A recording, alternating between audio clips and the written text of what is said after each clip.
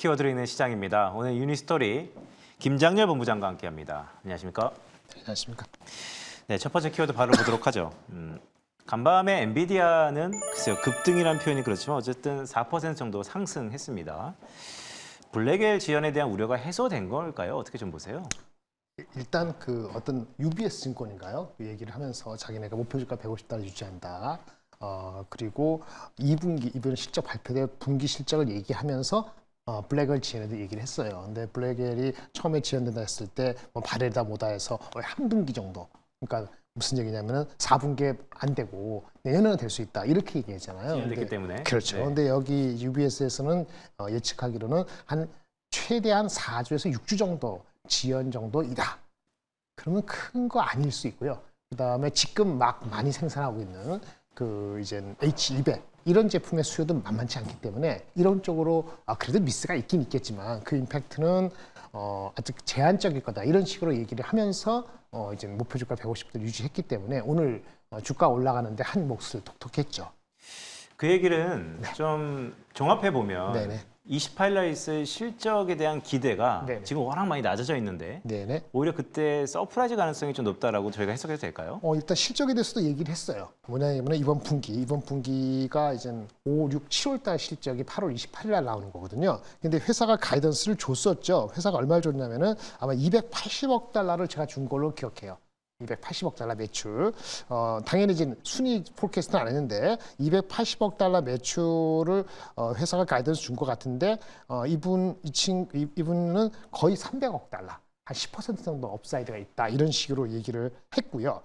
주당 순이익도 시장에서 기대하는 것은 대충 한 64센트인데 68센트. 그러니까 약 이익으로 따지면 한 5% 정도의 예상보다 잘 나온다. 매출은 가이던스가 280억 달러 하지만 사람들은 그보다 훨씬 높게 보거든요. 그러니까 원래 사람들이 한 286억 불 정도 예상했는데 299억 달러면은 그것도 한 10%는 아니더라도 한 7, 8% 높잖아요. 종합적으로 하면은 매출하고 영업이익이 애널리스트 지금 보고 있는 것보다는 약 5에서 10%, 5에서 한 7% 정도 더 많은 것 같다라는 걸 붙여서 아까 블랙웰이 늦어지는 효과가 낮다라고 얘기를 했기 때문에 애누리 까고 오늘 주가가 4% 올랐다라고 보시면 되겠습니다. 오늘 보시면 4%가 두 개 있어요. 오늘 아침에 제가 다방송 할 때도 했는데 4% 두 개. 뭔지 아세요? 첫 번째 4%는 엔비디아가 4% 오른 거죠. 또 하나는 유가가 4% 올랐어요. 네. 이 두 개가 힘겨루기를 해서 플러스 마이너스를 막 힘겨루기가 막판까지 이루어질 것 같습니다.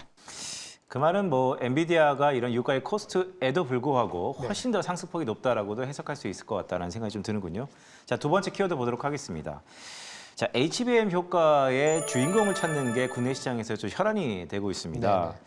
뭐 삼성전자와 SK하이닉스의 2파전은 그렇다 치더라도 과연 이 4분기 실적에까지도 상당 네네. 부분 영향력이 있을 것 같은데 네. 본부장님은 어떻게 좀 보고 그러니까 있어요? HBM이 가격이 뭐 삼성이 막 들어오면 오버서플라이에서 가격도 영향이 있을 수 있다. 이런 예측까지 일부 나오긴 했죠. 맞을 수도 있습니다. 우려스럽지만. 근데 그 내년, 일어나도 내년이고 지금 당장에 3분기, 4분기 넘어가는 입장에서 아까 뭐 블랙웰이 미뤄진 것도 있고 블랙웰 아닌 것도 수요가 많다 그래서 이전 생산한다고 이런 얘기하는 거 봤을 때는 수요가 나쁘지 않다는 거니까 그러니까 단기적인 비저빌리티가 좋다는 거기 때문에 그것이 4분기에 3분기 또는 2분기보다 HBM3E에서도 뭐 12단까지는 아니지만 이 비중이 높아지면은 예를 들어서 지금은 HBM3가 뭐 1, 20%밖에 안 되지 않겠습니까? 그럼 연말에 가면 3, 40% 회사만 다릅니다만 그렇게 되면은 그 높은 비중이 나면 마진이 좋을 수밖에 없고 그러면 영업이익이 3분기보다 최소한 반도체만 봤을 때는 하이닉스는 이렇게 전부니까 당연히 3분기 컨센서스가 7조 얼마인데 4분기는 뭐 8조 이상 갈 수 있다고 보는 게 맞고요. 삼성전자는 반도체 말고 다른 게 있으니까 어떻게 될지 모르지만 3분기 컨센서스가 13조에서 14조 사이, 14조 근처인데 이게 15조 이상 나올 수 있다고 미루어 짐작할 수 있는 근거가 되겠습니다. 본부장님, HBM 효과는 확실히 SK하이닉스가 삼성전자보다 좀 더 크다라고 생각해도 되겠죠? 당연하죠. 예. 그런데 요즘에 실적이 잘 나와도 네네. 주가는 흘러내립니다. 네네네. 왜 그런 걸까요? 이거는 7월 16일이라 보시면 돼요. 7월 16일이 반도체, IT, AI가 고점을 치는 게 16일입니다. 17일부터 미국에서 뭐 중국을 제재한다, 뭐 고점 논란이 이게 2차적 나오고 지난주 난리 난 거는 경기의 이슈고 그 전부터 반도체는 AI 고점이 나온 거거든요. 7월 16일 기준했을 때 오늘 어저께까지 미국 필라델피아 반도체는 무려 18% 빠졌습니다. 엔비디아가 오늘 올라가서 14% 빠지고요. 나스닥은 10%밖에 안 빠졌거든요. 한국장은 10%고. 그러니까 반도체는 여전히 AI 고점 논란에 있는 겁니다. 거기 삼성전자가 15% 정도 빠지고 하이닉스나 한미반도체 20몇 프로 빠졌죠. 근데 오늘 그렇게 나오니까 좀 오늘 좀 반등하는 거 아니겠습니까? 이 고점에 대한 논란은 끝이 없는데 첫 번째는 지금 엄청 투자하고 있는 것이 캐펙스가 AI가 우리한테 어필 안 될 거를 가정하는데 계속 투자하는 게 문제다. 이 개념이 맞아 떨어져야지 되는 거거든요. 근데 그거는 정확히가 아니고 올해까지는 아무도 모를 거예요. 거꾸로 말하면 올해 지나갈 때까지는 계속 그 얘기가 나온다는 거죠. 그래서 많이 빠졌는데 반등을 하고 싶은데 그게 확실치 않으니까 반등의 폭을 왔다 갔다 하는 거라 보고 거기에 대해서는 엔비디아나 애플의 얘기밖에 들을 게 없는 거죠. 그러니까 개별 종목의 실적이 안 중요한 게 아니고 그게 고스란히 반영이 안 되는 건데 그나마 다행스러운 건 제가 오늘 두 가지 말씀드릴 수 있겠어요. TSMC가 지난주 일주일 상간에 우리는 뭐 일주일 전보다 돌아가느냐 마느냐 이렇게 되고 있잖아요. 2,600 왔다 갔다 하는데 TSMC는 10% 올랐습니다. 어쨌든 결국 늦게라도 실적이 반영됐어요. 그 다음에 많이 빠진 종목이 도쿄 일렉트론이라고 일본에 있는데 장비업체에서 넘어왔는데 얘네가 일본이 어제 쉬었죠. 오늘 우리 일본장이 열려서 어제 몰리는 것 때문에 오르긴 합니다만은 매크로 방향이 안 되고 이 주식이 5% 올랐어요. 오늘 오르고 있거든요. 그러니까 실적이 잘 나오고 당장의 비저빌리티가 좋다고 생각하는 TSMC나 도쿄 일렉트론은 우리나라보다는 반영이 조금 더 되는 게 있어요. 좀 안타깝습니다만 결국은 한국도 이런 식으로 가면은 결국은 늦게나마 삼성 하이닉스, 특히 하이닉스 중심으로는 반등을 하리라고 보는 것이 맞다고 보고요. 경기에 대한 우려가 극심했을 때 하이닉스에 대한 그 레인지가 박스 레인지가 15에서 18만 원이라고 제가 저는 나름대로 개수를 했는데 그걸 안착하게 되면은 경기 넘어가서 본업에 대한 실적에서 좌지우지되는 실적 랠리로 다시 갈 수 있는 그 시발점이 오늘 결정될 수 있다고 보여집니다. 알겠습니다. 자, 마지막 키워드 보도록 하겠습니다. 본부장님의 말씀을 쭉 들어보니까 자칫하다가는 하반기 이 트랩에 걸릴 것 같다는 생각이 좀 들어요. 네네. 왜냐하면 우리 금융시장에서 기대하는 것이 유동성 효과, 금리 인하에 대한 기대인데 네. 그 이면에는 경기에 대한 우려감이 그렇죠. 아까 본부장님 말씀 중에서 연말까지 가도 AI 붐이라든지 AI 버블론 또한 경기에 대한 우려는 사실 누가 담보하기 힘들다라는 것이기 때문에 완전히 트랙에 갇혔다는 생각도 드는데 네. 자 그렇다면 그럴 때일수록 우리 반도체에 주로 주목해야 되는 종목이 있다면 마지막으로 하이닉스. 어떤 게 있을까요? 하이닉스입니다. 하이닉스 딱 하나 보시면 되고요. 실적이 뭐 7조, 8조 이렇게 나오는데 계속 올라가는데 반도체가 그때 안 빠지는데 이게 18만 원을 안착을 못하면은 아까 말씀드린 트랩에 갇혔다고 당분간 규정이 되고요. 거꾸로 거기 안착하면은 전고점까지는 25만 원까지는 어렵더라도 어느 정도 시장의 버팀목을 할 수 있는 중요한 역할을 할 수 있다고 보이기 때문에 오늘 종가가 매우 중요합니다.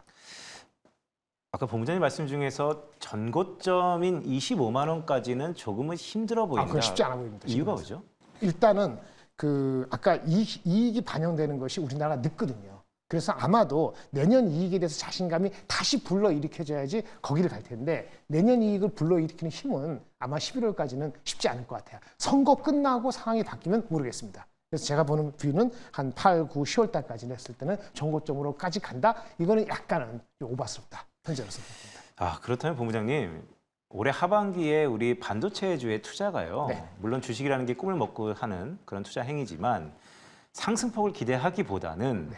하방을 다지는 좀 더 안정적인 종목으로 우리가 포트폴리오에 편입해야 되는 건가요? 저는 그 시장 자체를 2,800으로 다시 돌아가는 게 만만치 않다고 봅니다. 꼭 하이닉스 때문에 그런 게 아니고 지금 뭐 조선이고 화장품이고 다 상대적으로 아웃퍼폼 했지 않습니까? 하지만 여러 가지 경기 논란을 떠나서 우리 밸류에이션하고 외국하고 봤을 때 한국을 추동할 수 있는 유동성이 있는 건 아니고 경기가 침체는 아니라고 하는 걸로 간다 하더라도 경기가 둔화되는 것 자체는 맞기 때문에 올라가더라도 스텝 바이 스텝으로 올라가기 때문에 올해 뭐